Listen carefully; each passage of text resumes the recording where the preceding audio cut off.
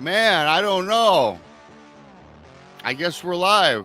That's kind of a screw up on my part. Sorry about that, everybody. I gotta make a quick adjustment here now on the fly. You know, live streaming, everybody, live streaming.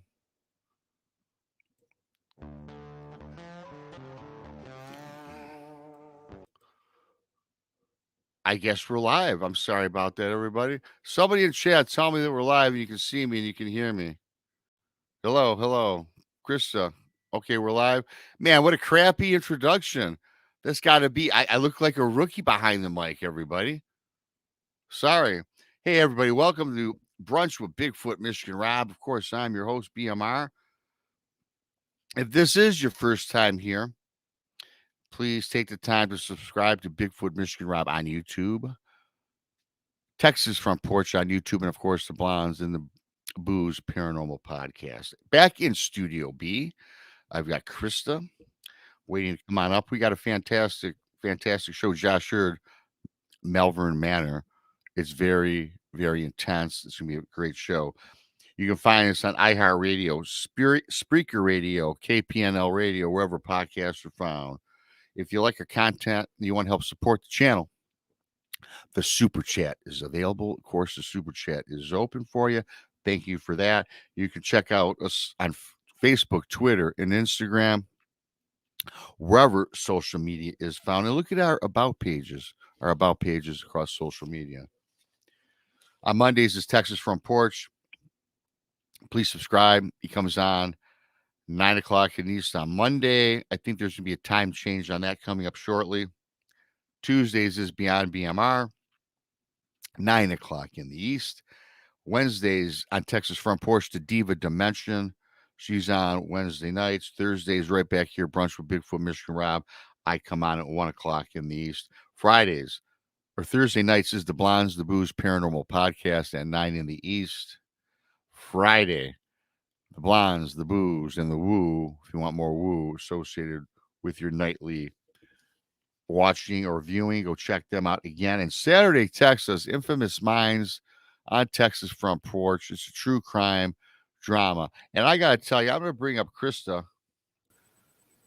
Man, Krista, that was a terrible start. I'm like, what is he doing? Man, I'm sitting there and, you always have to hit the go live button.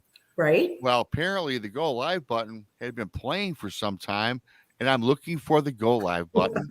And I said, then it says, the only thing it says is end stream. And I was not going to hit that, right? I wasn't going to hit that and end the stream. Right. So I'm sorry, everybody, for a stupid start to the show. We all have those days, you got those days. Hello to everybody coming on in chat. Whoa, Amy, thank you. Amy, thank you. Great way to start November. Amy, big love to everyone. Big love back to you, Amy, for the awesome super chat, which again is open and a great way to help support what we do. Thank you, Amy. I'm going to run down a list of people, some people in chat filing in. We got Daryl, Scotty, of course, Amy, Chiro, that's Jane, Gemini Moon, Gerald, Midwest Night Watchers. I can't even talk. Tea Time with Tiffany. Hey, Tiff. Scotty M. Brandy. Hey, Brandy. What's going on, girl? Scrolling down. They're slowly coming on here. Daryl, I said. Yeah, it was the girl and her gong, a newer subscriber. Hi, girl. How you doing? Crystal McGee. A few others here. If I miss you, I'm sorry. Stephen Finnegan. But anyway, with that being said, we got a fantastic show for us. Josh heard Malvern Manor. And I've got, of course, Tex will be joining us because we do, before we get on with the show, have a little scheduling announcement to make. I'm going to bring up Tex here in just a second. I see he's getting ready, putting on his glasses, gave me the thumbs up. That's when my microphone as usual. Yeah, the last thing Tex grabs, Christy Sci-Fi. How you doing? Thanks for coming on in. Hey, Christy Sci-Fi, man. I ain't seen her in a while. Oh, yeah. She's the girl. Sasquatch follow Christy Sci-Fi wherever she goes. Hi, Christy. So, Tex, before we get started, bring up our fantastic guest. I did want to collaborate with you on these. We're changing up a little bit of the lineup. Starting first of all, brunch with Bigfoot Michigan Rob, which is Tuesdays. Krista is my co-host, and on Thursday night and Tuesday nights is Tex. This is on Beyond BMR. See, I can't get it together this morning. See, Okay, once hey, sit back. no, sit once back. I hit the live stream, but I have Yeah. to say, in Tex, you didn't even know this because you and Chris are flip flopping nights and days. Yeah, just sit back, Rob. I got give this. give me the time the divas I on. got this. I got this. Don't worry about it, brother. Let me All take right, so great. Krista, Krista is going to take my place on Tuesday nights. Tuesday nights, not Thursday nights. Tuesday nights on Beyond BMR. Yeah, I'm going to move right back where I used to be before Krista took my spot over here on Brunch with Bigfoot Michigan Rob, noon Central. that's And evidently that's going to start when? Next week? Next week. I can't hear you. You must be Krista, you said something. You must be muted. Sorry. Next week. Yeah, next week. Sorry. Yeah. So, but now, yes. I will say this because if it wasn't for Krista, honestly, I wouldn't be here right now. Because I get a text. Hey, are you coming on Rob's show? Well, I know you had wanted to talk to Josh. Yeah. Well, we were going to wait till next week, but I know that you like to talk with Josh because I know that you were at the Malvern Manor. So I figured, and I thought I told you that. I thought I told you on Halloween. See, Tex, you're looking good, brother. By the way, you sound good. Man. Thank you. Yeah, thank you. So. It has been a roller coaster for me around here, because, I had the surgery and everything, and all my days are running, and I've been off work, so all my days are running together. Yep. And I have been taking some pain medication, which I am very influenced a lot by. I don't have to take a lot for it to get me goofy. So, oh God, Tex. It's. I mean, I smell all the pretty colors and all this kind of stuff. You see pretty rainbows. Oh yeah, when you're having lunch, and I'm petting purple unicorns, the whole 9 yards. But, so I may or may not remember what you told me. So yeah. Well, I have given you a pass. It's what my wife likes to say about me. Every day's a brand new day with you, isn't it? Yes, ma'am. Yeah. Well, I have been giving you a pass with that, and I'm glad that everything went well on surgery. It's going to be awesome for you moving forward. And the big thing for me about you, Tex, is now you'll be more light, be more fleet of foot eventually when you get back out in the field. Exactly. Right. So I'm going to bring up Josh Hurd, Malvern Manor. And I'm going to make sure he looks like he's ready to roll back there. I want to add him. What's up, y'all? Hey, man. How we doing? Outside of my crappy, I swear it's like I'm a rookie. The first time I've done this, I just got discombobulated when I couldn't find the live button. Then I realized a minute later we were live. Already live, yeah. But but it is the beginning of November, and thanks to Amy again for starting out November with an awesome super chat. I love you, Amy. Good friend of mine, a Michigander, by the way, former Michigander is Amy. So, Josh, we're going to get into this. Thank you once again for taking time out of your busy schedule. Busy you are with what you have going on. And for people that don't know anything about you or what you do or what the manor is all about, if you just want to give us kind of a brief synopsis and we'll get this shindig rolling. Sure. Yeah. So, my name is Josh Hurd. I'm a paranormal author, filmmaker, investigator, and chief cook and bottle washer over here at Malvern Manor. But yeah, that's kind of me in a nutshell, I just love all things weird. Yeah. Well, I was reading the bio. I was reading a little bit about the property. Yeah. And I got to tell you, there's so much going on with this that, my mind is so much to take in and like, wow. So why don't you, being that you've been there for quite some time, how long you been there, and what got you started in this path? Like it's weird to even think about, but yeah, like I've been here and kind of associated, I guess, with the property for the better part of 10 years now, which is crazy to even think about. But the building itself was constructed in 1869. It was the fourth structure built in this town. So literally the whole town's popping up around this monstrosity of a building, which at that time, for the most part, just was servicing the community as a hotel. Mainly for the railroad and all of that fun stuff. So, people coming and going all the time. It was a very multi-purposed building. Weddings have been held here. Funerals have been held here. They would do Sunday night dinners and things like that for members of the community. Just really cool stuff. There was a restaurant on property. There was a doctor's office on site as well back then. Just all sorts of stuff. But yeah, they just serviced the community any way that they could. Yeah. But yeah, pretty impressive. Now, it ran as that hotel all the way up till the 1950s, so it had a pretty good run. And then at that time, kind of takes an odd turn and becomes what we would consider to be like a nursing home type setting. The nursing home only lasts a couple of decades. The state of Iowa came in, shut them down because the hallways aren't wide enough to support transporting patients. And so then this is where it becomes the group home, which was servicing any form of what they considered to be a mental disorder back then, which is, vastly different than what we consider a mental disorder today, but so the clientele here is very vast, very eclectic, people with Down syndrome, very, very common type things like that. You even had people with then DID, or what they used to call multiple personalities, schizophrenics. Even murderers were housed here.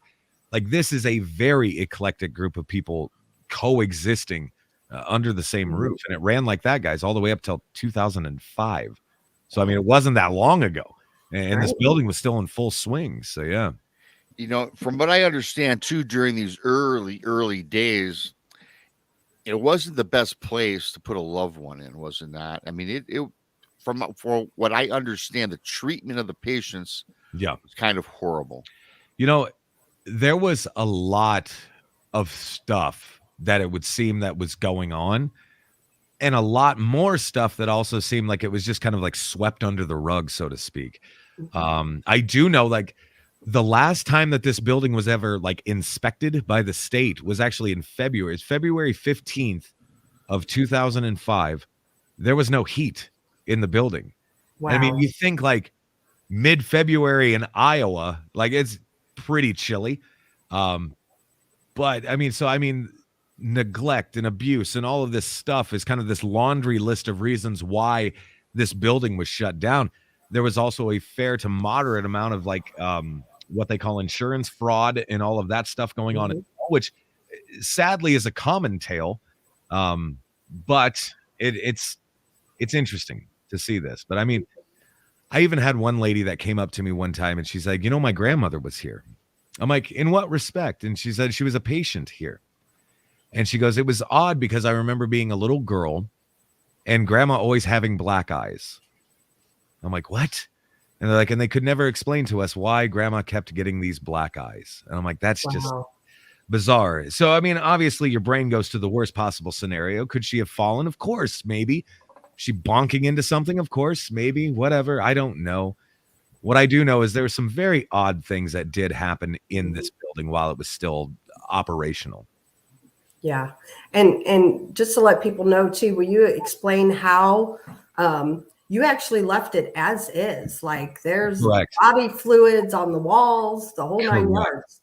So, and that was one thing, just from the investigative side of everything, right? I felt like it would add a little bit more to the integrity of the building itself if we didn't touch anything, don't stage anything, don't add anything. And the only thing that I will say we did subtract from the building was the mountains of sensitive documentation. You know what I'm saying? Concerning patients, very personal records. We're talking social security numbers, things like that. Like, you don't want any of that. So we thought it best, obviously, to get rid of that. Like, I'm certainly not trying to step on toes of family members. I also don't feel like playing the HIPAA game or anything like that either, right? So, we thought it best just to get rid of all that stuff. But for the most part, everything else in this building is exactly the way it was when I first walked into it. The better part of a decade ago now. So yeah. And you still have people's belongings there. Absolutely. We're in certain rooms. It's still their stuff there. Articles of clothing, fingernail clippings, for God's sake, and some I've of the seen dresser drawers. Yeah, it's weird, but again, like things that we have found that we just haven't touched.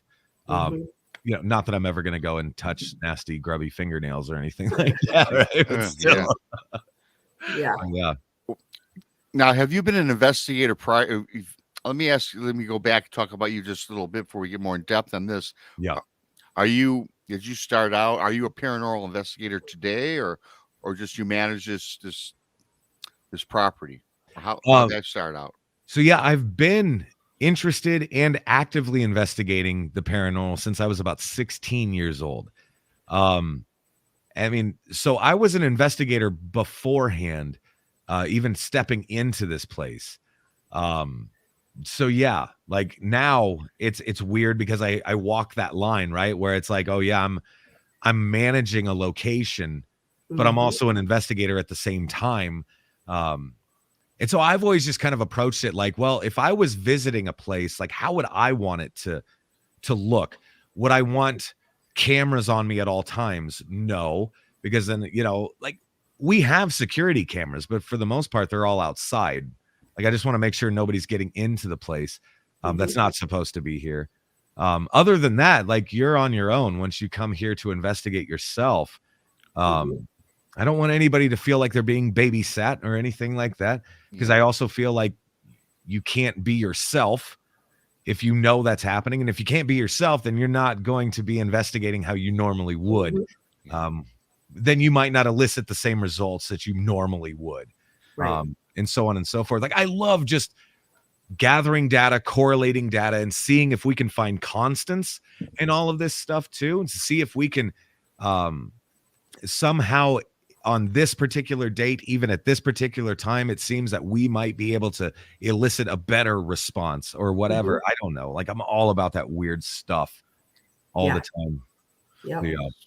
So that is pretty cool. Then you let the investigators have full autonomy. It's theirs. Yeah. The place is theirs. Absolutely. I will never tell anybody how to or how not to investigate, because I mean, we don't have the answers. You know what I mean? Like, if what works for one person might not work for me and vice versa. I don't know. Yeah. Before we get a little bit further on talking about this, the Malvern Manor, what's one of the more creepier or one of the paranormal investigations that you have done throughout your years doing this that really said, man, did I pick the right field to get into? Yes, sir. Yes, sir. Actually, it's funny. So, I did an entire documentary film about this, and it's called A Brush with Evil. It's not the best film, but it's there. Like, the meat and potatoes are there. Yeah, that was like my first run at a documentary film. So in that, it basically, broad scope, is telling the story of this old abandoned chapel, which was outside of this college town where I was attending college. And it was kind of the local lore, right? Like, whenever newspapers run a story or anything like that, it's always around spooky season, right? Well, they were talking about this place. It's just an old abandoned church. And literally went out there for 4 consecutive nights. Everything was okay. Weird things were happening on the first 3 nights. And then the 4th night is when it seemed to get really bad. And I literally watched a good pal of mine, Army veteran, the whole night. It's just a no BS kind of a guy, literally get pulled out of a window by his hood, like Hollywood style, out a window. And that was the moment for me where I was like, okay, obviously there's things out here that aren't wishing us well. And there are certain things that we're not quite privy to, that don't wish us well. and what is that, and what is the antecedent of that, and this and that, and all that crap. But that was my moment right there, pal. That was my moment where I was like, maybe I should just try something else, like maybe accounting or something like that would be a good deal to go into. Well, that's quite a contrast. That's like boring. Yeah, no, totally. My wife's an accountant. I totally get it. It sucks. Yeah. Well, hopefully the guy was on the first floor. So, and that was just it. So it was just, if you can imagine like an old barn looking structure, it's one single level. There are 3 windows on each side of this, and then 2 in the far back. It's just one single room. That's it. It just looks like an old barn. Even the big opening in the front. It had been derelict and since the 50s fallen into disuse. And the place is falling apart. So, I mean, upon just driving up to it, you're like, oh, Jesus, like it kind of hits different, right? But then getting in there and then running these experiments and things like that, you're like, oh, crap. Like this was next level stuff for me. And almost like a trial by fire because, yeah, we'd heard and dealt with like bangs and knocks and things like that, but nothing like that. Like absolutely nothing like that. So, and then it's like, okay, I need to kind of bring my A game, have your wits about you, so to speak, right? At that time, you know, there was that show Ghost Hunters that had just come out and was just now gaining popularity. Paranormal investigating was now getting thrust into the mainstream, and it was becoming what it is today, which is now something that we can just talk about around the water cooler at work, you know, which is, you know, 30 years ago, we might be committed or something for saying half the crap that comes out of our mouth on the daily. But, you know, it was weird because like we had watched that show and we're like, oh, this is great. These guys are plumbers. These guys are going out. They're doing exactly what we want to do. They're helping people. This is awesome. I'm like, we can do that. Well, Ghost Hunters hadn't covered that yet. You know what I mean? All that nasty negative stuff. So I was like, oh, crap. Now what? I mean, ultimately, like all of this stuff took the work of a priest to rectify all of this stuff. Like it was intense. And so again, like that for me was interesting. Yeah. I'll go you one further. As far as like weird synchronicities and all that stuff, we're filming that very first film, that first documentary film. And night 1 of filming was actually scheduled in Malvern, Iowa, at this really cool place called the Classic Cafe. The Classic Cafe has its own slew of paranormal happenings. And so they were kind enough to say, go ahead and bring your equipment here and all of that stuff, right? We'll let you and allow you to investigate and film it and all that. There's a bar that's attached to the Classic Cafe. And so I didn't realize this. And it was apparently a pretty rough night for a rough week for a lot of people because they were pretty loud and disruptive. So we really couldn't investigate. I went outside and I'm smoking a cigarette. This dude outside was like, what's with all the cameras? And I'm like, awesome. He's going to think I'm caca duty crap crazy. But I told him what we were doing. And he's like, that's interesting. I don't believe in this stuff. However, like there is this building that I own that used to be this, that, and the other. He goes, there's weird things that happen all the time inside of this building, and I can't explain it away. Again, I don't believe in this stuff, but I can't explain it away. Like, this sounds too good to be true. Where is this place? He's like, just right there across the street. What? Like the first 10 minutes of this documentary film is quite literally then us stumbling upon this monstrosity of a building that we would one day then call Malvern Manor. Oh, wow. Super freaking weird. Like in hindsight, going over that and looking at all of that, like it's so weird to me. Like we had no idea what we were getting ourselves into. And I fell in love with the building. From that moment on, I fell in love with the place. Yeah. And the history, you know. Exactly. So you're talking about the restaurant we all went to eat dinner at? Yeah, that's the one. Yeah. Wow. Yeah, that's the one. Very cool. Oh, I love it. I had no idea. Wow. Yeah. Well, that changes things when I come back. Yeah. That's awesome. That's awesome.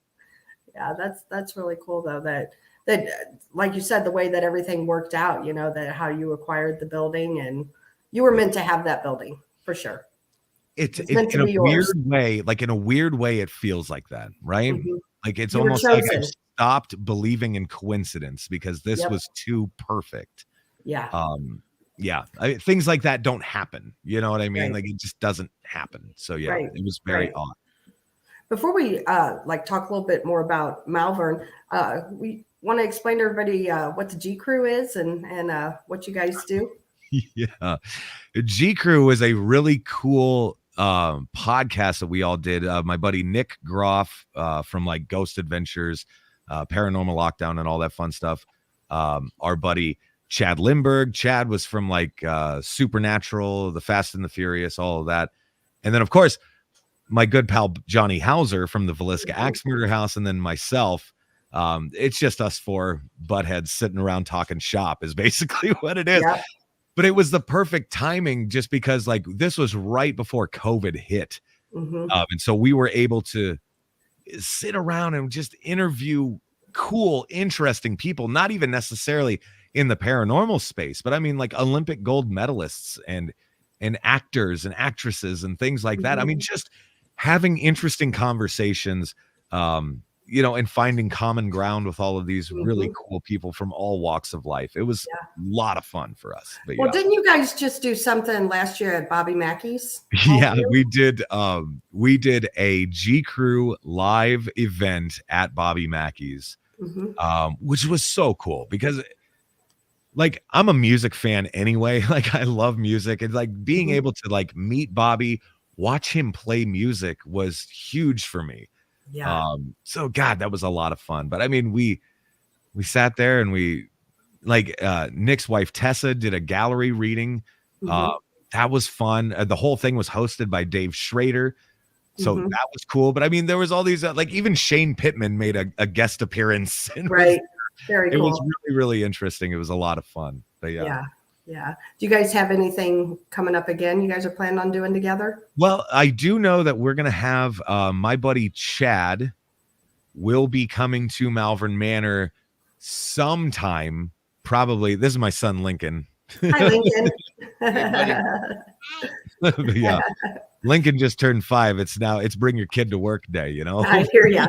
No problem. But I do know that we're going to have Chad here sometime probably late March, most likely with another special guest that has yet to be announced or, you know, locked in place yet. But yeah, it'll be a lot of fun once it happens. Cool. Very cool. Go watch your movie. That's awesome. You know, I got to ask you, Josh, because Krista was saying she already kind of brought it up, but I've got to ask her. She said, you got to ask, and you brought up about how you keep everything authentic. The bodily fluids or the blood on the walls. Now, let me ask you, how did that even get on the walls? Back in the day, was this place, did they do morbid, creepy surgeries on people, experiment? Did they experiment with bodies and live humans or what? So from everything that I can see, they weren't set up to actually be able to perform any form of surgery, electroshock, anything. None of that was able to even happen here. Just due to lack of everything. Like they didn't have the resources for example. The blood on the wall has always fascinated me.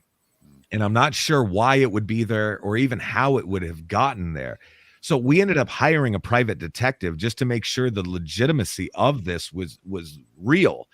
So he did 3 separate tests on 3 separate sections of that hallway that it's all kind of caked onto. Each time comes back positive for human blood. Now, he was also able to tell us that this was the same person, whoever this came from. Very similar to even like the names on the med cabinets. I don't want to step on toes. I don't want to make anybody upset. So I said, you know what? Probably enough information, right? Right. The questions I still have, I'm never going to have a definitive answer to. How it got there, sure. Why it was never cleaned up, in my opinion, is even a bigger question because I can't see blood staying on the walls of an actively running facility for more than 5 minutes. Like it would be cleaned up. Like I even worked in a school system for like 7 years or some crap like that. And even I had to take like bloodborne pathogens training and things like that. Like you're trained to know how to handle that crap. So I would almost suggest that maybe this blood got there post 2005, after kind of like the building falls into disuse with like a squatter or 1,000 different scenarios kind of then come to mind. An altercation for sure is what it was. I mean, the amount of stuff going on in that, like it's a lot. The splatter and the smears and everything, it certainly would suggest an altercation. It wasn't just like somebody opened up a finger and just kind of like drew on the walls or anything. Like, it was nothing like that. This is almost violent looking, you know. It's weird. Yeah, if anybody's interested too, I think Brandy and I have posted on our channel. I do a walkthrough and I actually show all of that when last time we were there, and I show all of that. But you can see it's not just a little bit, like you said. No, it's weird. It's a lot. Yeah, it sure is. Yeah. It definitely is. Wow, you got a lot going on there at that building too. Yeah, a lot of permanent residents. Yeah, and that's kind of like how I look at it, right? This is their place. I'm just kind of a drop in the bucket right now as far as time. Like, I'll be here and I will take care of this building as long as I am physically and mentally able to do so. Like, I have fallen in love with this building. It has become a part of me. And I hope that I've become a part of it. And like, one day if I ever croak, you know what I mean? Like, I'm hoping that I'm fortunate enough to be here as well, like with them, and just kind of be able to maybe pop in, pop out or whatever. So you want to hang out with the residents? Yeah, I think I really need to. I think I need to. I think at this point I need to. I always joke that, you know, like the fingernails in Hank's room upstairs, I'm always like, maybe we have some Hank DNA and maybe one day we could make a Hank clone. Not that we should, because he was kind of a butthead. But I just really feel like I need to have a beer with this guy. You know? Yeah, no doubt. Hey, Josh. Hey, Tex, what's up, brother? How you doing, man? I'm great. I'm great. Now, of course, we were talking when y'all were doing one of the investigations there, and I saw a shadow. Yes. You know, and we'll get into that. But I was wondering if you could do me a favor. Yeah. My nervous giggle. I'm like, yeah. Right. Yeah. Everybody hates that when I say it. Trust me. I get it. But what I would like is if you could do a walkthrough for me and film where, kind of, a slow walkthrough and film all the areas where the blood is. Yeah. And, but it's going to have to be like all in one thing, because I want to try to get, if I can, I'd like to see the blood spatter patterns and the direction, and I'd like to figure out where it was coming from and maybe what was happening. Okay. Because there's a possibility we could get an answer. That would be amazing. Yeah. And if you can, throw a black light on it. Okay. Film it regular first and then throw a black light on it. Okay. Because there may be other fluids that you're not picking up. Oh boy. Boy. Yeah. I know. No, absolutely. Okay. If you want to film that and then send it to me, I'll break it down and see what I can figure out. I'm all about that. That sounds awesome. And, in Tex, of course, who has every Saturday, 3:00 in the East is a true crime, Infamous Minds. And I think I know Tex's angle. Regardless, Tex. I think you're going to be asked to come on an Infamous Minds episode, Josh. I love that. The spirit of a serial killer at Malvern Manor. Bro. We could talk off air about something else too, but boy. Well, there is a link actually to people have heard Brandy and I talk about the Villisca axe murder house and Malvern Manor. They're only 40 miles apart. Yeah, right on the same stretch of road as well. Yeah. And there's a little link. Do you want to explain to everybody kind of about that? So, I mean, obviously back in the day, the railroad, I mean, it would run right there. It was interesting to me just because, like, back in that time period, this building was, the place to be. It was kind of the pinnacle of the area. It was a very grandiose place. And again, a lot going on. And so there's a lot of talk and speculation between Johnny and myself, and now thousands of others. It's great that there could be a connection. It's no secret Johnny has gotten weird EVPs over there that suggest things in Malvern. We get stuff over here all the time that suggests things going on in Villisca. I mean, it's very odd. But then Johnny and I sit down and we chat and we're like, isn't it feasible that whoever did this murder, this heinous crime in Villisca, could have stayed here a night or two, maybe before, maybe after, or whatever? I mean, isn't it even feasible then, if they stayed before, that the murders themselves would have been plotted in this building, which is super bizarre? But it's like, I would, honest to God, give my right arm to see a hotel ledger from June of 1910. You know what I mean? But absolutely, to my knowledge, none of that information sadly even exists. And if it does, I certainly haven't seen it. God, I would love to. I would love that. I was reading on some of in preparation for the show. I was reading some things about what's been going on over there, and sure, I want you to kind of reflect on a couple things that I read about some investigating groups that have visited and set up their investigation, their equipment, and spent the night or however long they've been there. And several people, I don't have the names, I'm not going to give out the names, but I guess they reported back perhaps to you that they would never go back again because that's how freaked out they were.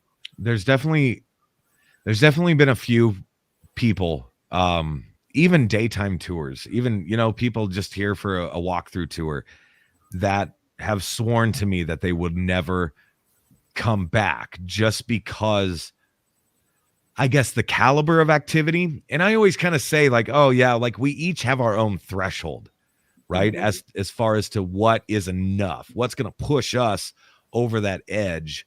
And I think they found theirs, which to, us or whatever, maybe that's not quite there.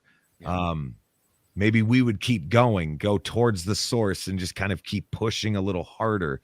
But yeah, they certainly found their threshold. I mean, we've had overnight groups that have checked in and stayed as little as 30 minutes before they've called me and been like, I'm out, like I'm gone. So that's, and honestly, I could see that. Do you think, Josh, though, that could be a matter of being scared or not being scared? Because me personally, I've spent the night at Malvern Manor a couple times, and I slept good. But then, like you said, some people, can't even be there 30 minutes. Right. And I don't know. Like, honestly, I think some of those people, if I'm just being honest or whatever, like, just very frank, I think a lot of groups that come in here are more or less thrill seeking, right? Now, so, and there's nothing wrong with that. I want to be perfectly clear with that. There's nothing wrong with trying to get a jump scare here and there or whatever, especially with your friends. That's totally fine. I would also suggest that, I mean, they're just not doing it the same way as other investigators, right? And so again, maybe they hit that threshold and maybe that's enough for them. I don't know. But like, I do think there are a lot of those thrill seekers. Again, totally fine. But I think a lot of people when they walk into a place like that, they get in their own head. And they freak themselves out. Any little noise, or anything. And I mean, the Hill House, I've heard of people running out of there and won't go back in and that type of thing.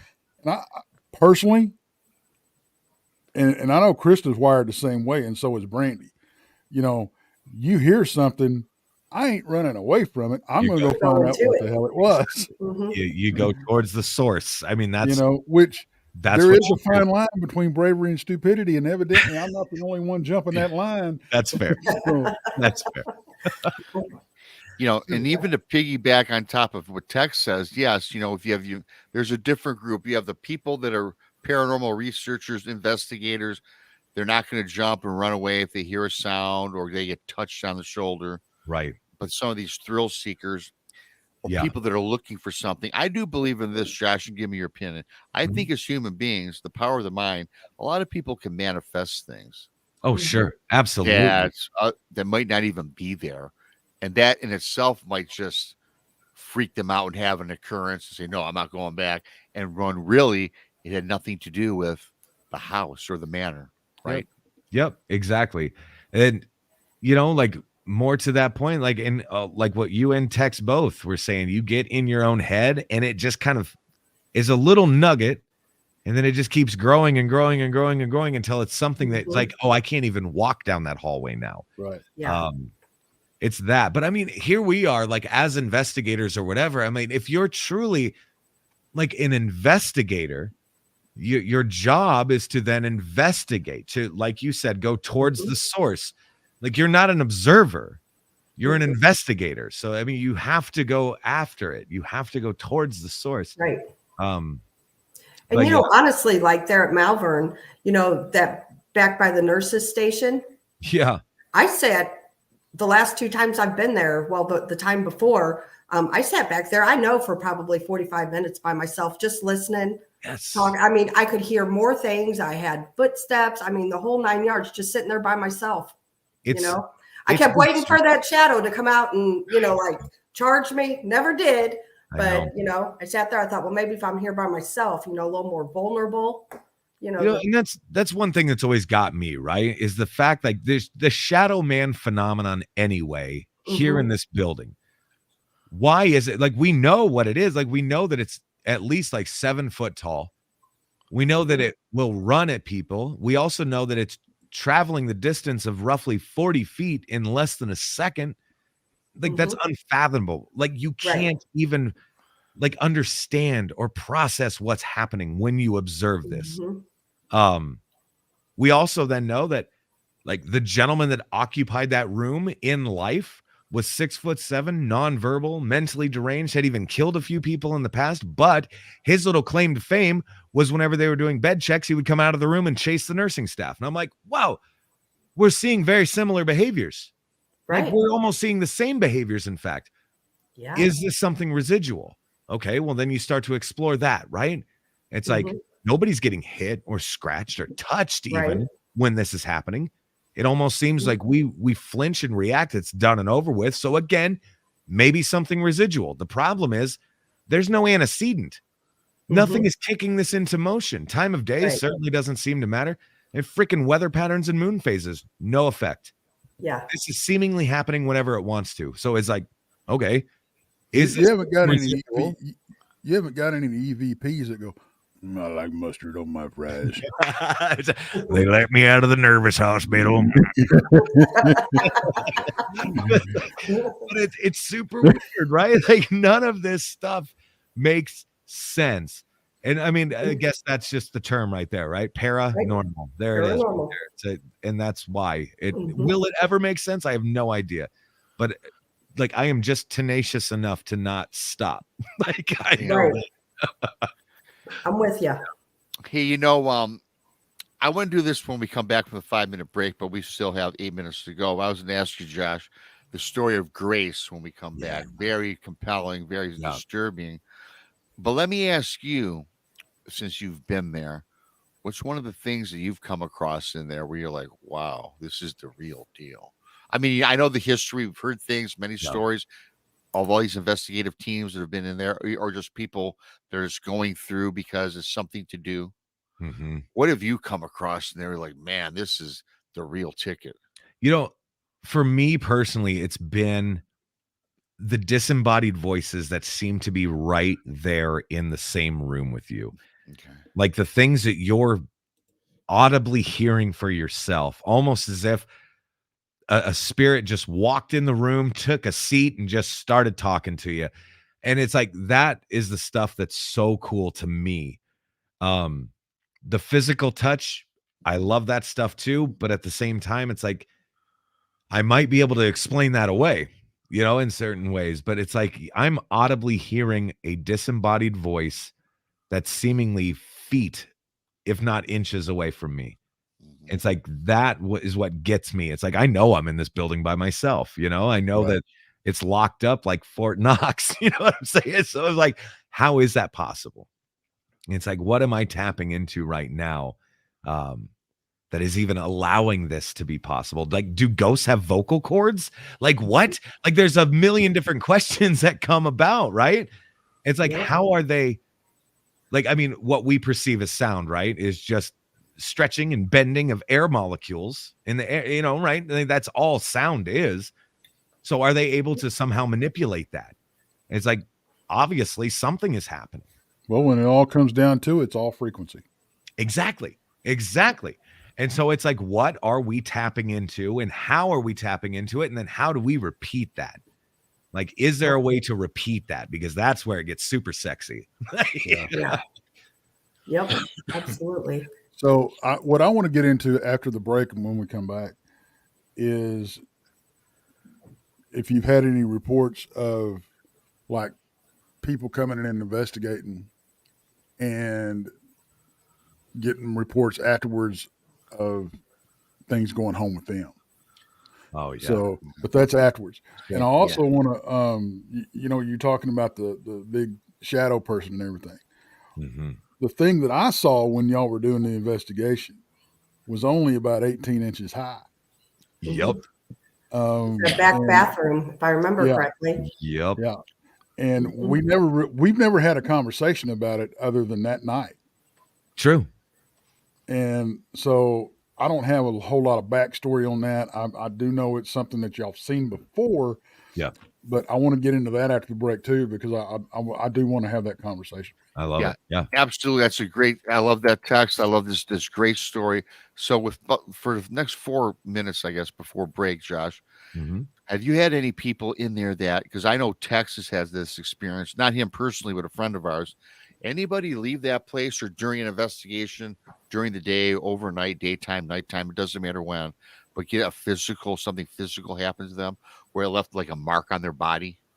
We have definitely had people that have been, this sounds so weird and sensationalized, like that I hate even saying it, but sure. Like, we have had people scratched, punched, bit, kicked. I mean, very odd things. Even myself personally, I've been scratched and lit up a couple times, things like that.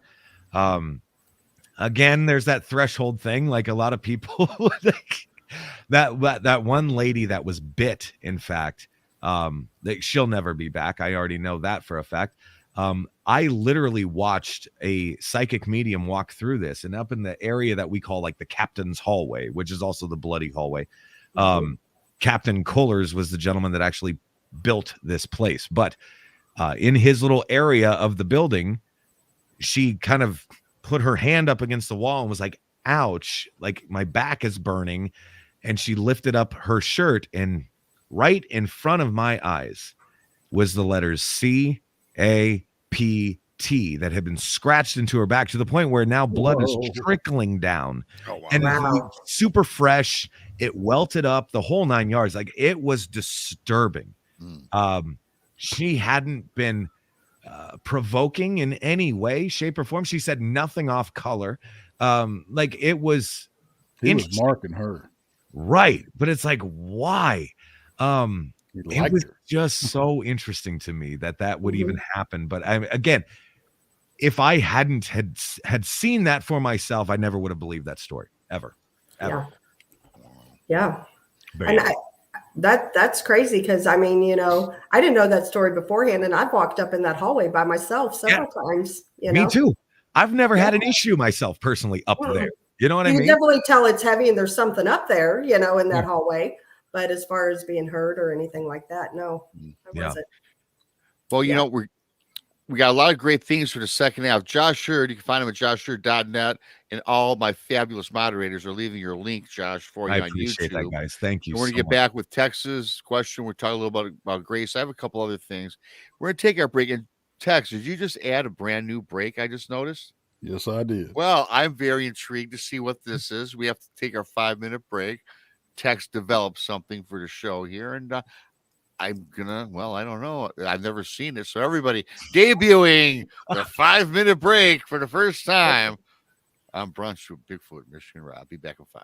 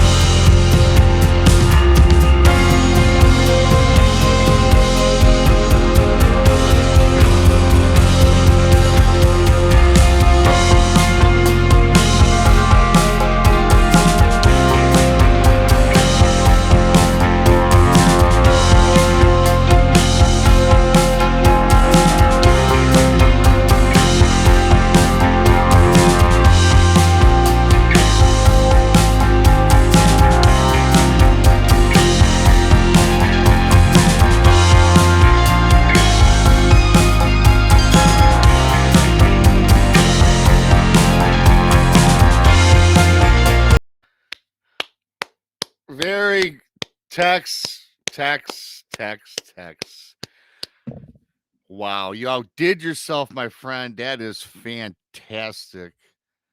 You caught everybody. You caught all the shows. Great music. Man, I didn't know what to expect. Tex, I love you, my man. That is fantastic. Thank you so much for that. Thank you very much, man. Awesome 5-minute break, everybody. Give a thumbs up for Tex on that one. I got to give a thumbs up to Amy and War for their awesome super chats. A great way to help support what we do around here. Thank you so much for that. Thank you to everybody coming on in. For our new subscribers, don't forget to subscribe to Bigfoot Mystery and Rob on YouTube, Texas Front Porch on YouTube, the Blondes and the Booze Paranormal Podcast on YouTube.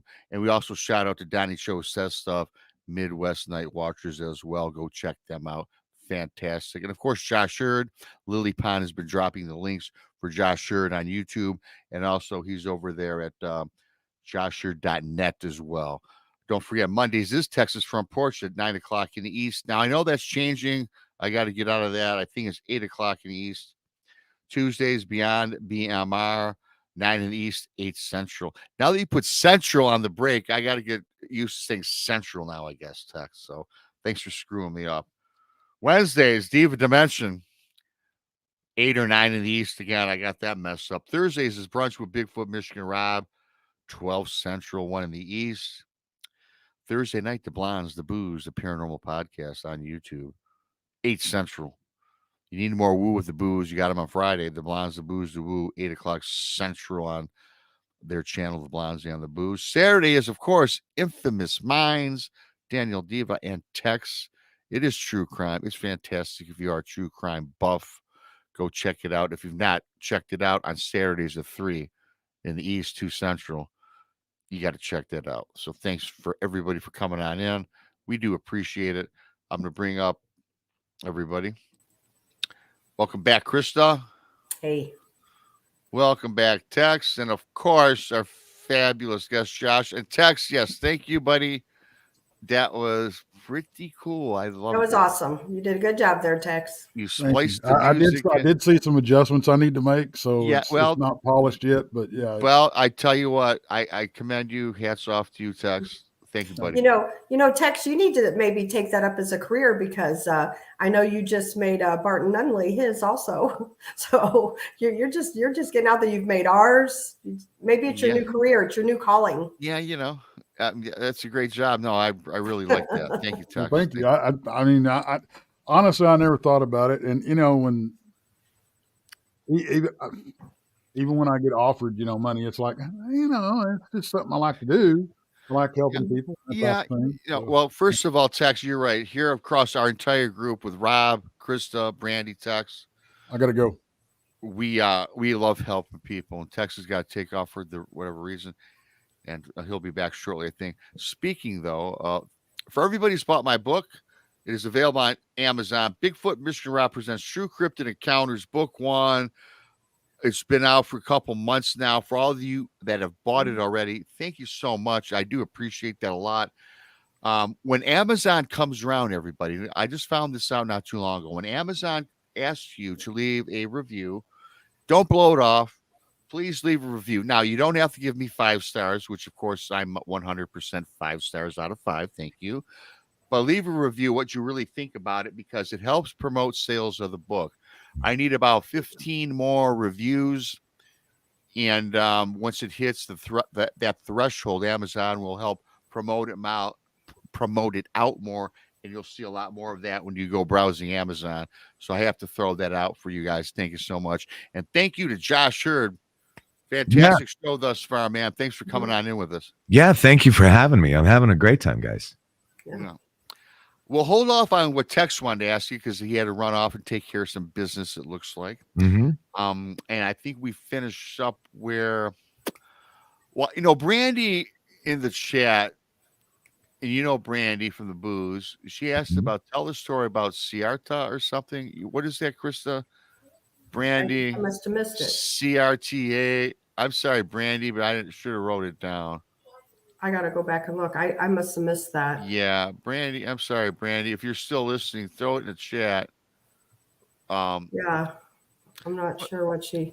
Okay, so anyway, she's let me. moving. I will wait for Brandy, but anyway, Josh. So when you're talking about the Malvern Manor, a lot of people have vibes. I've had vibes when I've been out in the field. Krista has, Brandy text, yourself. Mm-hmm.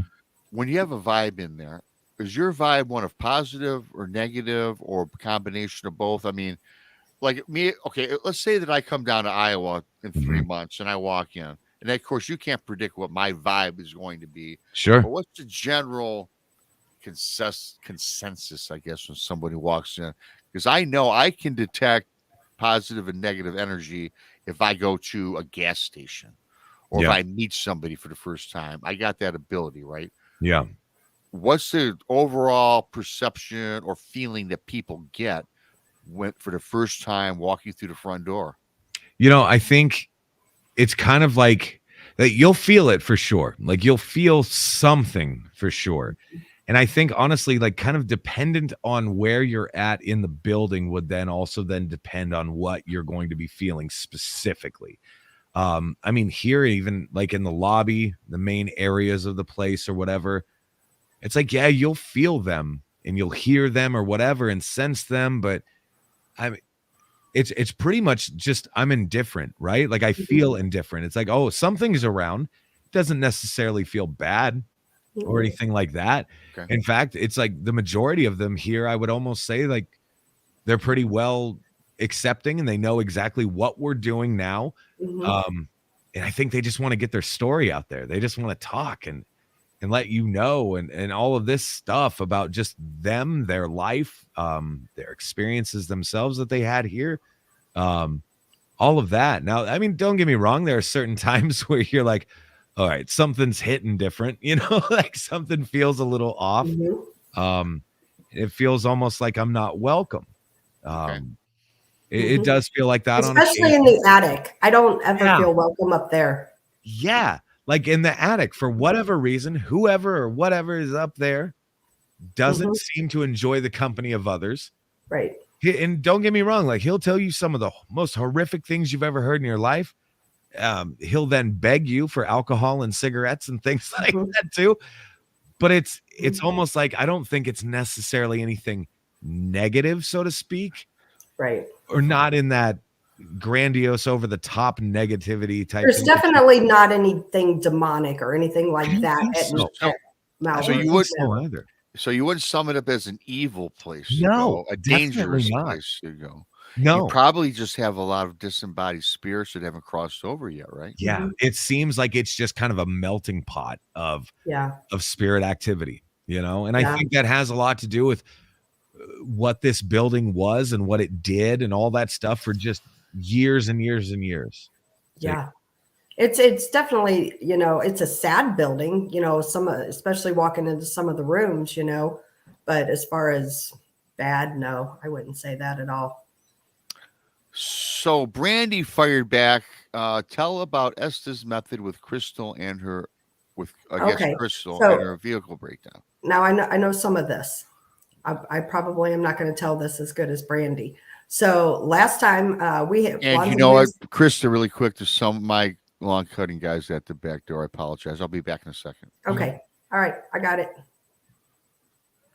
So last time Brandy and I were there, we held a little Blondes and Booze event, and one of the attendees, her name was Crystal, and Josh, this was actually after you had left, and I believe Brandy and Crystal and War Criminal, who's in the chat, all were upstairs doing the Estes method, and it kept coming through Crystal. Well, Crystal had just left, and their vehicle broke down on the way home. Yeah. So it was just kind of weird. Maybe it was like a warning, That is weird. That just, I don't know. That is bizarre to me. Yeah. Yeah. So like I said, it could have been a little warning that something, was going to happen. I mean, fortunately, nobody was hurt or nothing. It was just their vehicle broke down, but they were, all the way down, I believe, in Lebanon, Missouri. So they had quite a drive. Oh my God.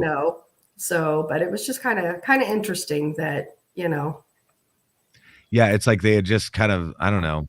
I don't even know how far away that is. It's a couple hours at least, though. Oh, absolutely. For them to, it's like, you still have so much further to go. Yeah. For such an inconvenience and weird crap like that to happen. It sucks. Yeah, it was almost like a warning, really, maybe like, hey, you know, and honestly, I mean, it was nothing bad. Maybe that was just, you know, their way of like, hey, you know, she's going to have trouble.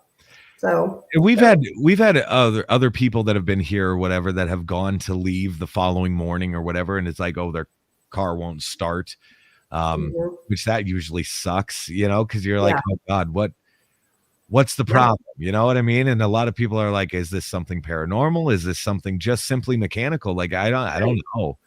Okay. Crystal's in chat. She said that 2 hours, we 2 hours from home. So yeah. So oh my God. Yeah, that's like just far enough away also. You know what right, I mean? right. Far enough away to be a big inconvenience for sure. You know, it's such a pain in the butt. You don't know anybody around the area, you know, it's like, God dang it. Now what? Yeah.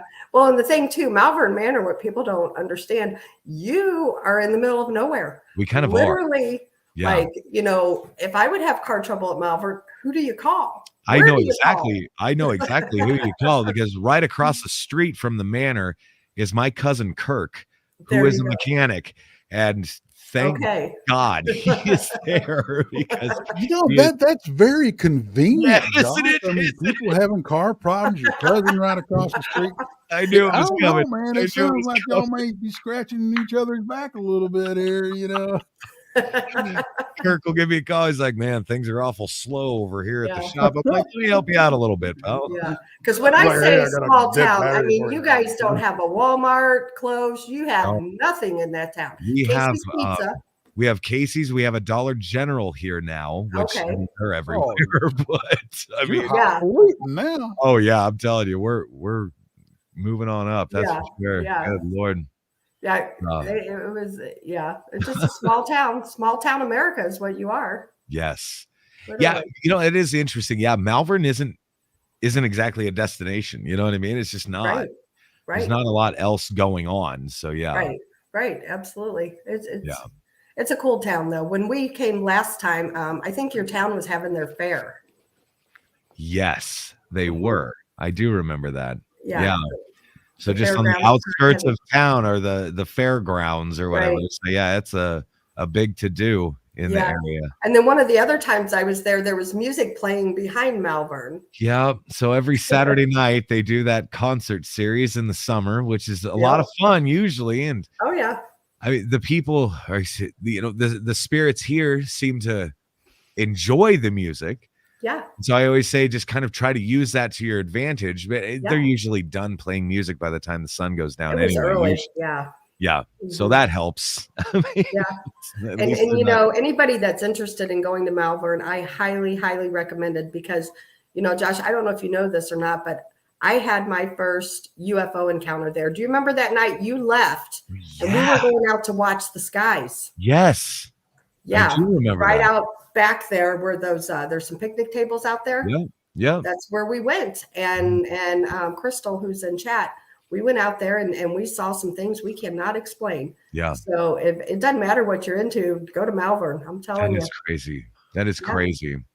Yeah. Because we do have that. I mean, just 20 minutes away from here is Offutt Air Force Base. Mm-hmm. So I mean, there's all sorts of weird crap, you know, with them and all of that conspiratorial talk. I love it. But yeah. It's just, you really do have a really cool building. Yeah. For sure. Yeah. So Kex, I'm going to get with your question. I know you raised your hand. I just want to say really quick. So I go to take care of the business at my side door. I come back and I'm off the air. I'm like, what's going on here? What's going on? Tex, you had your hand raised. I know you had your last question. The floor is yours, my friend. I was just gonna I want to get into that 18-inch thing that I saw. I don't, because I don't know. I really don't know the backstory behind it, because I know all I know is it's been seen before. Yeah. Mm-hmm. Yeah. Actually, and I guess we ought to tell people that didn't see the episode what we're talking about. Yeah, because you had seen what you described as a shadow figure, correct? Right. But it was only 18 inches, give or take, tall. I mean, it's small, like in comparison to what you would think you would be seeing. Like that's that's interesting. Now I do know that the first person to ever experience this was Dustin Perry from Ghost Hunters and Ghost Hunters International. He was the first person to see this, and they were just darting across the hall, like just boom, boom, boom, like super quick. And somebody had gone into a room that he said it had gone into.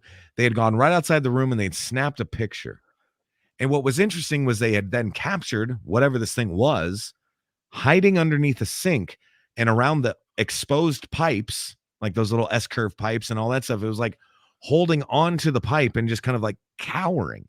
Like it was almost scared, like, shoot, like you shouldn't be seeing me right now type of thing. Like it was very, very odd.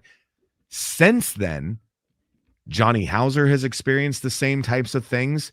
I've seen them myself, like very, like, I don't know how to explain it. All I do know is they move insanely fast, too fast to fathom and even comprehend. But then, like, it's the size of them that's almost more jarring to me. It's like, why? Like, why are they so small in stature? And there's nothing to them. You know what I mean? There's nothing to them at all. But for you to then come and experience that for yourself, like that blew me away. I wasn't even there. But see, that's true. That's true. So, but for you to experience this for yourself is what I guess it adds that third party validation to me, which is more telling than somebody else just being like, oh, I saw this. Oh, I just saw the same thing. It's like, okay, did you really see it? Did that, you know what I mean? But you were commenting like, no, this is what I saw. Right. Like, we've seen the exact same thing. I had no influence whatsoever on you. Right. I hadn't even mentioned anything like that. You know what I'm saying? We had never even met or said hello or nothing. Right. Exactly. So there was nothing. We did our damnedest to debunk it after I saw it. Right. So, and that's the other thing that I'm always trying to do, right? Is you're always trying to come up with some form of explanation, like what could be doing this? What could cause something like that? And then you try your crazy experiments and things like that. Did anybody flash a flashlight or move it just so? Or I mean, we do this ad nauseum, you know what I mean? It's it's just usually just we're left scratching our heads most of the time. Right. Yeah.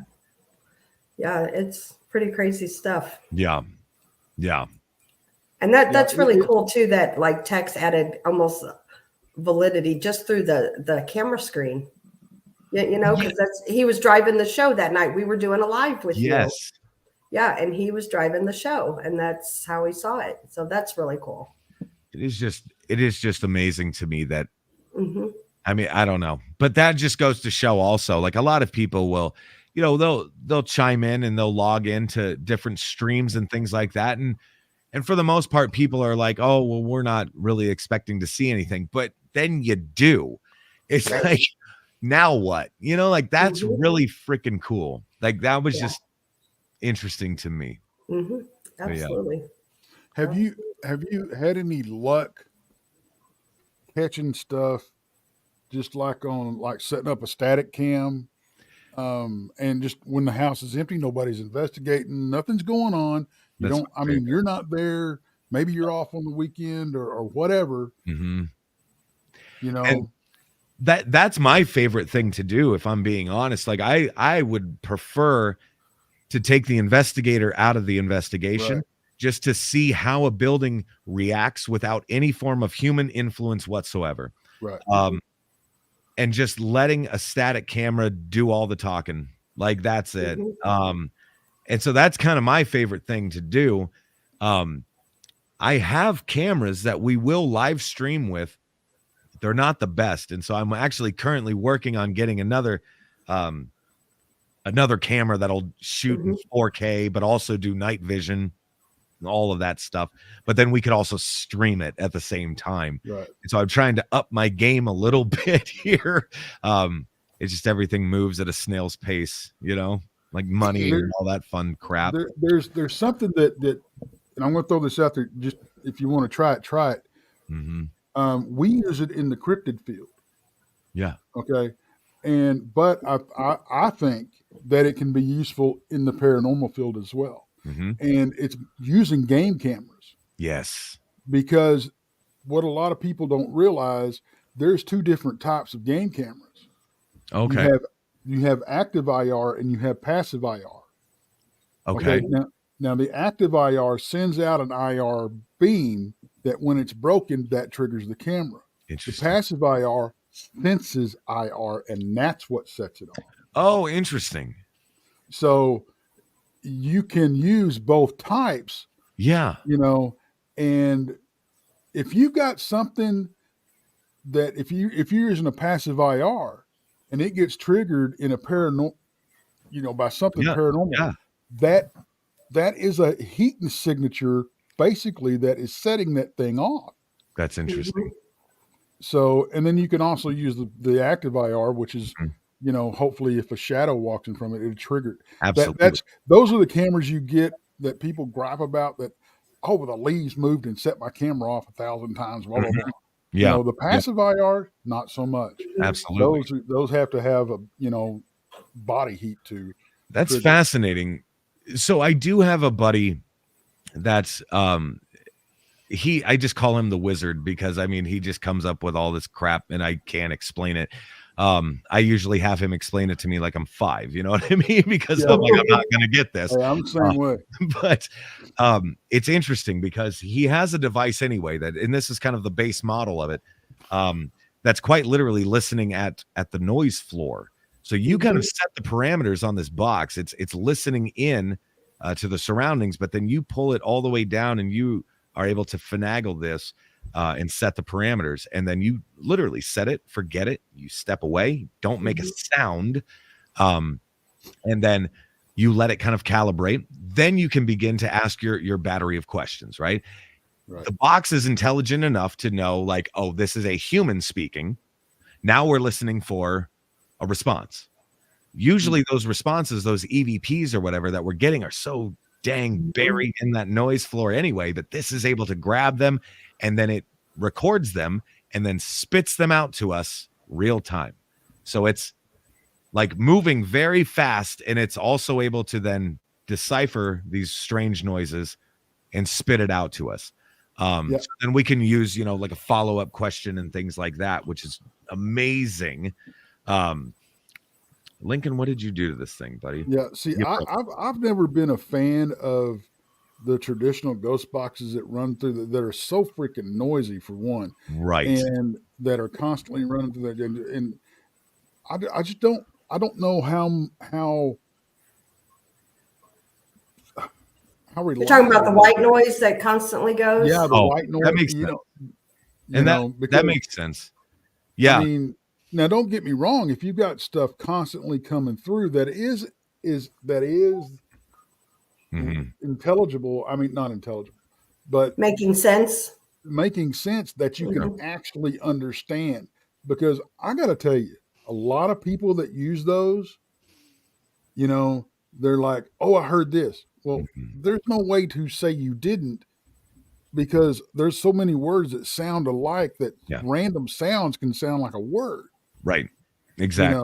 Now and I know that's the one that and I okay, now I'm not a big fan of trusting Big Brother. Okay.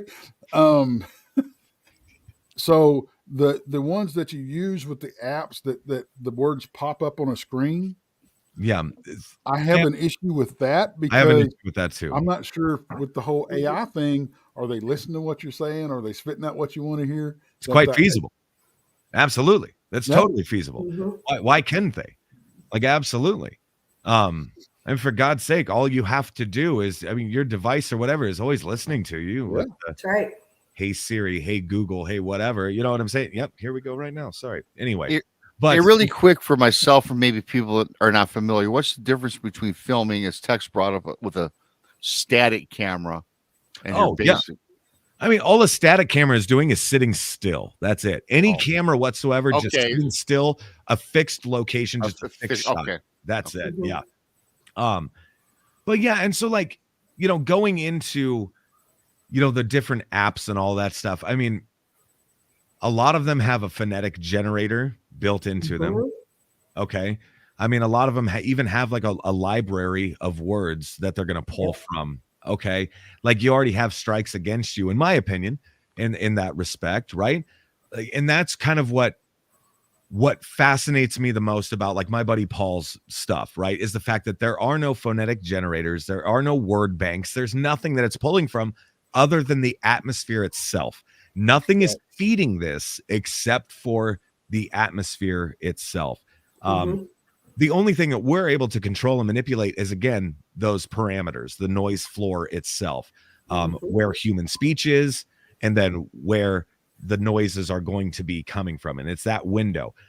Just as an example, my first experience with this was just a video of Paul. He was in the Shadow Man hallway of Malvern Manor. He had a static camera set up at what we call like the nurse's station, shooting down the hall towards that Shadow Man's hall or room. The box itself was sitting all the way down the hallway. And it's weird because on the camera itself, you hear Paul just say, "All right, guys, thank you so much for your time. I'm going to go ahead and go." And then you hear a female voice on the camera audio say, "No, stay." Right? So it's asking him, no, please, like, stay. Yeah. 2 seconds later, the box at the 40 feet away spits out this EVP. "No, stay."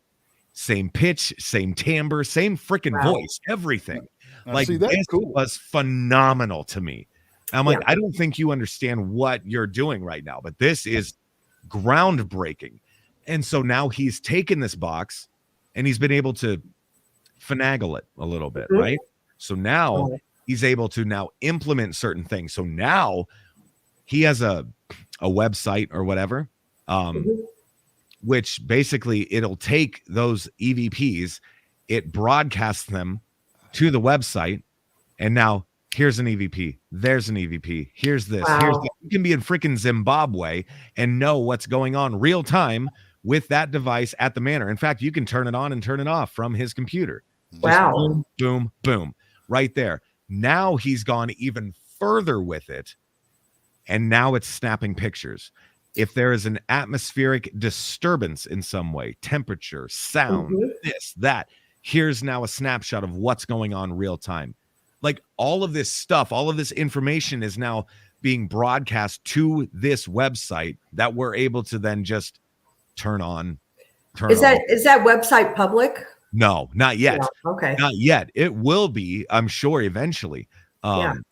But oh my God, like, he's added so much more. And I have a few videos of his box kind of in works, and him and I just kind of more or less testing all of this stuff. And so now he's added compressors to it. He's really trying to clean up that audio. So it will eventually be like just having a real-time conversation with what we would consider to be a spirit.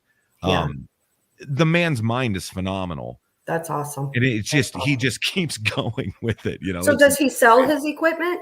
No, that's the even better part. Is like, no, he doesn't. And doesn't really seem to have an interest in selling it, just because he'd rather be investigating than building. Wow. Very cool. Very cool. Stuff. Cool. So it makes me feel better, because it's not just like, oh, it's a cash grab. It's this, it's that, it's whatever. You're not being taken in some way. It's like he's actively trying to progress the field of study, which that's awesome. Totally appreciate. Yeah, that's awesome. Rob, I know you wanted to talk to him about Gracie's room. Yeah, well, I do, because I know Tex had the one question, and he's back and forth now with what's going on. So I was, of course, reading up prior to the show, and Grace, that has to be the all that gets all, right? I mean, that's something. Yeah. So Gracie was an interesting patient. Like, we do know that, I mean, she was DID, or what they used to call multiple personalities, but she was also schizophrenic on top of all of that. This a very chaotic mind state that they would hear male voices, for an example, coming from Gracie's room. And I mean, obviously having a guy in a girl's room is a big time no-no. Like, so they'd have to go and check, but they would open the door and they're like, oh, it was just Gracie. Like, she's able to shift and manipulate her voice to sound male, which medically speaking, given the night and day differences of male and female vocal cords, I mean, that's impressive in and of itself. But we do know that, I mean, one evening in particular, 3 nurses sat with Gracie for just an hour, and during the hour documented 13 separate distinguishable personalities, which is again damn near medically unheard of. Like the wheelhouse is about 2 to 5, so I mean she's certainly tipping the scales. So you got to give her that. Fascinating person and fascinating entity, and it's what I call a resident spirit here. Like Gracie's become like my built-in therapist. You know what I mean? Like I'll walk into Gracie's room and sit down and just be like, Gracie, you're never going to believe this crap. Yeah. Well, you still have Gracie's bed and everything in there. Absolutely. We still have Gracie's glasses that sit in her room. I mean, now, from what I understand about Gracie, she was treated horribly, correct? It sounds like it. Yeah. To me, it does. It definitely sounds that way. Yes. That's the only thing during my little bit of research on you and the Malvern Manor. I don't want to be over dramatic, and I don't want to say it sounded like Hitler, right? And the what they did with their atrocities, experimenting on humans, making super soldiers. But you got to wonder, and the thing that I don't think it's evil where you at the Malvern Manor, because we've talked about it in the depth today.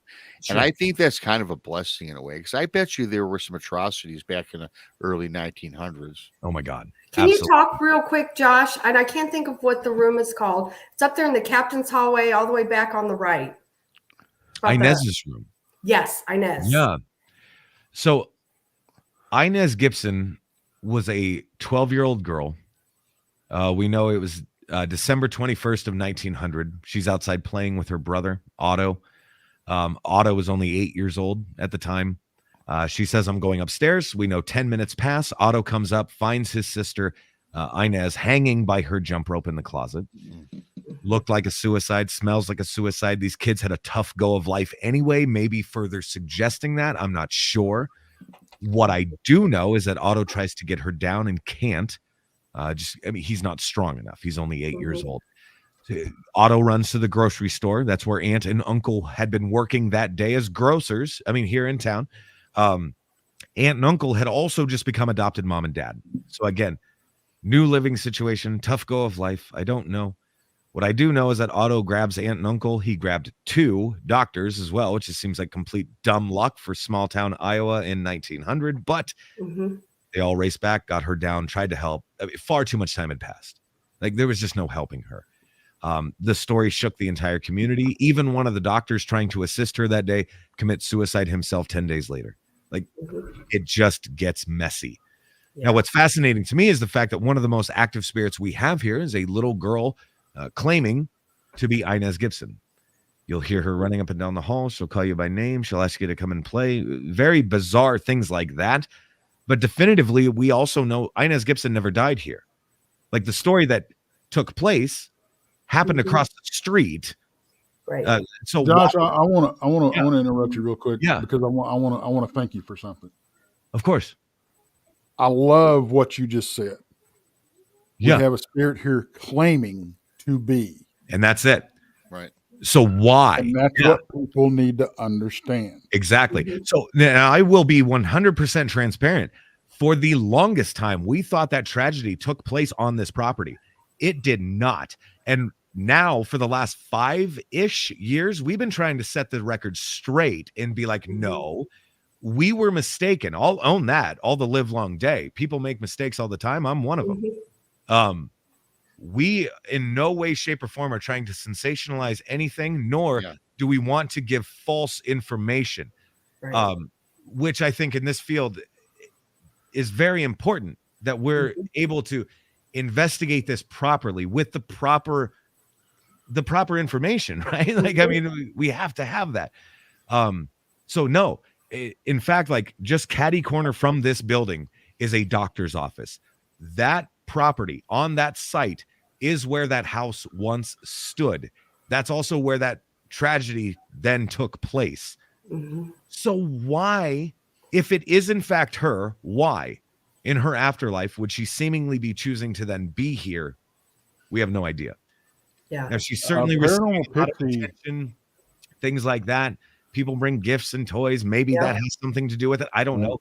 Maybe she was attracted to the location again back then. This was the place to be. I don't know. Like something weird is going on. Yeah. A lot of people would claim, a lot of people would have said this too, like, oh, it's just something demonic, right? That makes you want to think you're addressing a 12-year-old girl, but doesn't have the best of intentions. But nothing malicious has happened to suggest that further. So here's your grain of salt, right? So I'm like, I don't know what's going on. I do know something or someone is claiming that name in that room. That's what I do. Kind of, since we're kind of on this subject of things possibly not being what they claim they are. Absolutely. Okay. I want to just get your opinion on something that we ran across in the field in a certain place. Okay, and it's Brown Spring Cemetery. Now we checked the history of this place. I know I have to bring up Brown. I know, Spring but Tex, I expected it. But this is paranormal, and I want this guy. I know honestly, Tex, I'm actually not making fun of you. I fully expected this to come up. And I have a final question. Before we go to Josh, I got something that I learned from Krista that I'm going to ask you as well. Okay. So Tex, continue. I really want your opinion on this. So the lore of this place, and we checked with some historians and local legend people and even some psychics. Okay. Now they didn't know we were contacting each other. They don't even think they knew each other. Sure. But they all told us the same story. That there was and it was very vague. There was a large, dark entity that was either controlling this place or protecting it. Okay, those are the two stories that we got. Okay, we caught on film or a picture of what looks like to be a shadowy figure standing back in the trees. We went out, we tried to recreate the photo, and we took measurements. 14 feet tall. Jesus. Okay. Wow. On another investigation, we had just the paranormal crap just went off the chains. That's a long story. I don't want to get into it. On the way out of this place, one of our trackers there was a mound of sand over on the side of the trail. And he goes, I'm going to go over here and take a look. We found 12 to 14 inch hooven prints, bipedal hooven prints. Okay. Yeah. This is a very, very active cemetery. Wow. Sounds like it. The youngest death date in this thing is 1924. Wow. All right. Yeah. So, I mean, oh boy, could it? Yeah. I mean, oh boy. You talk like those the hooven, footprints and bipedal and all that stuff, and of course your brain goes to the worst possible scenario. Right. Because you're like, oh Jesus, like, like oh boy. What about? I hate even saying these terms, right? A skinwalker, dog man. I mean, things like that. What about anything like that? Is that feasible? I'm not. Is it okay? Very feasible. I don't want to be like, oh, it's Satan himself out there just trouncing around. It's very feasible. It's a very active Bigfoot and Dogman area. All right, perfect. So then, is there? But these are hooven prints, right? And that's what's weird. Because I mean, Bigfoot hasn't been notorious for like having hooves or anything like that, right? Yeah. So, what about a Native American tie to the land itself? Is there something? Yep. Okay. the cemetery used to be used. I'll give you a little background on it. It originally was a Indian burial mound. I see. Okay.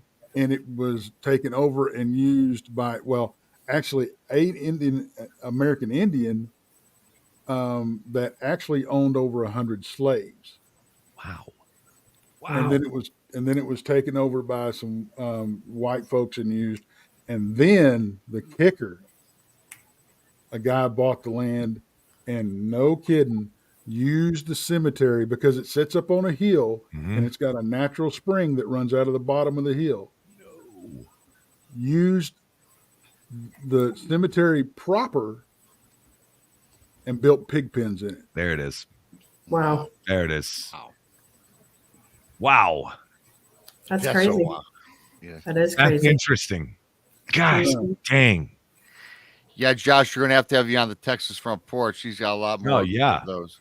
And it wouldn't be in the spirit of brunch with Bigfoot Michigan Rob if we did not close out the show with something pertaining to Bigfoot. Now, Krista tells me, Josh, that you allegedly have had a Bigfoot encounter. I did. And everybody, like, for years, guys, people have been like, hey, what do you think of Bigfoot? I'm like, never met the dude. I don't know. You know what I mean? I have no idea. So until my buddy Dave, that we were shooting this film, it was called Into the Light. And then Into the Light Part 2 specifically was when we had this encounter. We are at the Board Camp Crystal Mine, which is just outside of Mena, Arkansas. Check that place out, because holy crap. This guy Orville walking us around, super cool cat, like 40 acres of just thick crap.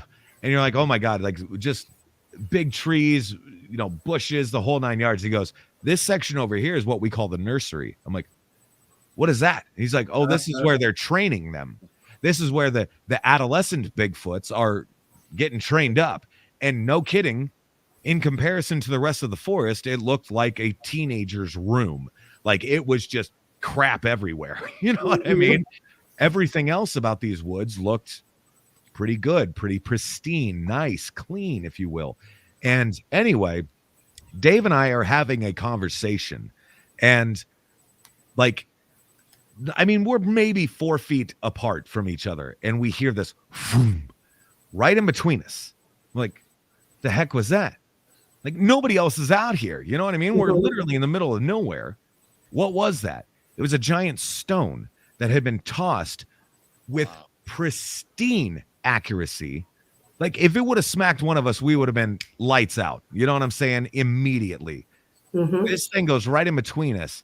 And then this weird smell comes. And it smelled like if a wet dog had rolled in hot garbage. Like, it was weird. It was weird.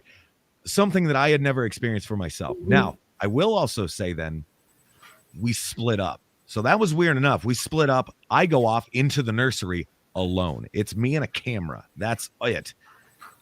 I am immediately then greeted with stones that are being thrown at me. So close to me, in fact, that they're hitting right at my heels as I'm walking. Boom, boom, boom. And I'm like, whoa. It's very apparent they're missing on purpose, right? Yeah, right. You're getting too close, homeboy. That's far enough. Respectfully, that's far enough. Like, that's enough, cool. It was on my mom's birthday, and you even hear me on camera saying, like, happy birthday, Mom. Coincidentally, this is the day that you're going to lose your oldest son. It was bad. Like, I was terrified. I was scared because, again, I'm the ghost guy, right? Like, I don't do this. And yet here I am. Right. It was amazing to me. I gained a whole new level of respect because of that fact. Like, Orville, the gentleman that ran the place, he's like, no, you'll usually get 2 or 3 warnings. I'm like, warnings? Then what happens? He goes, I don't know. I've never stuck around long enough to find out. Yeah. Like, okay, fair enough. So I was taking these shots as like warnings. You know what I mean? And and that's what they were. I think so. Like, honestly, again, like whatever these stones, these rocks, they are missing on purpose. but close enough to get my attention. That's for sure. Yeah, and I was respectful enough to be like, okay, I'm out of here. Thank you. I just kind of retraced my steps right back out of that nursery. I didn't want to pick one up, throw it back. What are you doing? Oh man. I was, like I said, like I really gained a level of respect because up until that point, me going into that, I was like, I've never had a Bigfoot encounter myself. I can't definitively say, yes, they exist. No, they don't, whatever. Now it's a little different. Now I say I encountered something, and that smell again that was associated with it, like it seems to add up with what other people like in cryptozoology have said before. So I'm like, okay, that's interesting to me. So maybe that's what I had experienced. Yeah, pretty fascinating stuff though. Scared the hell out of me though. Yeah. Well, what I told you when we were at Malvern last time, you'll have to go to Land Between the Lakes with Brandy and I. Oh yeah, that's right. Yeah, we did talk about that. Yeah, we'll have to make that happen or something next year, maybe. I'm all about it. Absolutely. Yeah, for sure. Krista and Brandy are all about the land between the lakes. Yeah, now they are. Yeah, we are. It's super cool though. Well, I want to thank Krista for hooking you up with me tonight or this afternoon, Josh. Guys, I had so much fun with this. I love this. This was fun. Yeah, don't go nowhere. Have you over on my side. In fact, Josh, when we just stop the show, stay out back, BS with Tex for a minute, because I'm sure he's got to get that set up. I do want to thank you for coming on. Find Josh Hurd at joshhurd.net, and his YouTube link is in the show, and it'll also be on my video page. I want to thank Amy, War, and Letitia for your awesome super chats. If you're new, I see a lot of new folks. Subscribe to Texas Front Porch on YouTube, the Blondes and Booze Paranormal Podcast on YouTube, and of course me, Bigfoot Michigan Rob on YouTube. Can I throw something in real quick? You sure can. You guys always screw up my endings. I know. I'm sorry. I want to do it before you hit the Josh, this is what I deal with. This is it right here. These are the breaks. Tex will say something and after her, I'm sure. Yeah. So Brandy and I, we love Malvern Manor, and so we are going to be doing another event at Malvern Manor next year, and we'll release the dates. However, May 18th of next year, Josh is going to join Brandy and I and several other people at Ashmore Estates in Illinois. So just keep that in mind. Keep those dates open. That's all. That'd be awesome. And finally, in conclusion, Tex, I'm sure you want to say something. I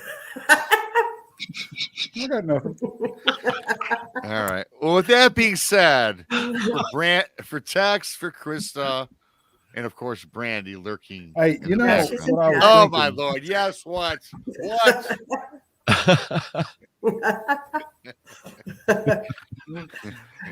Oh, I love you, brother. Yeah, I love End your show. Yeah. Right. I know the users did that to throw me off my game. With that being said, thanks for coming on in. Subscribe to all our channels. Subscribe to Josh Hurd. Go check out Iowa. Well, the next time you're in Iowa, go past the Malvern Manor. For everybody, great show. Thanks, Josh. We're out. Thank you, guys. See y'all.